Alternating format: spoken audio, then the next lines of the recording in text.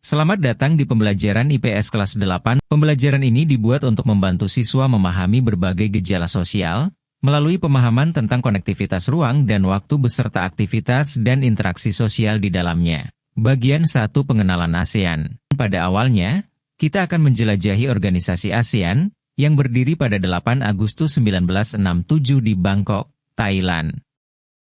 ASEAN beranggotakan 10 negara, termasuk Indonesia, Malaysia, Filipina, Singapura, Thailand, Brunei Darussalam, Vietnam, Laos, Myanmar, dan Kamboja. Negara-negara ASEAN memiliki letak geografis dan iklim yang berbeda-beda. Kita akan mempelajari perbedaan iklim tropis dan subtropis di setiap negara, serta bagaimana iklim ini mempengaruhi budaya dan interaksi manusia. Bagian 2, Indonesia. Kita akan memulai perjalanan kita dengan mempelajari Indonesia. Negara ini memiliki identitas yang unik, dengan ibu kota Jakarta dan bahasa utama bahasa Indonesia. Indonesia juga memiliki keanekaragaman suku bangsa dan agama, seperti Islam, Kristen, Hindu, Buddha, Katolik, dan Konghucu.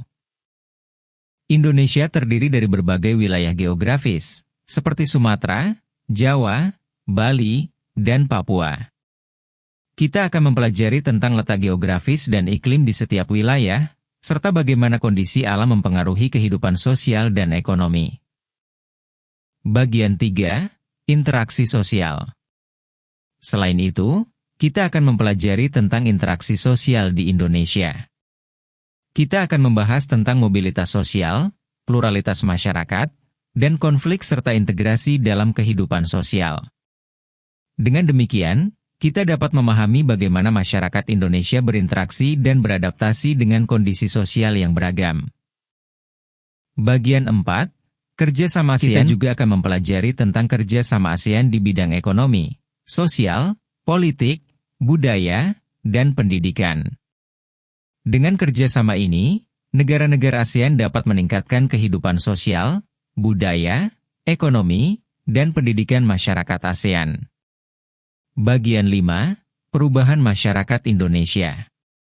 Terakhir, kita akan mempelajari tentang perubahan masyarakat Indonesia pada masa penjajahan. Kita akan membahas tentang pengaruh monopoli, kebijakan kerja paksa, sistem sewa tanah, dan sistem tanam paksa.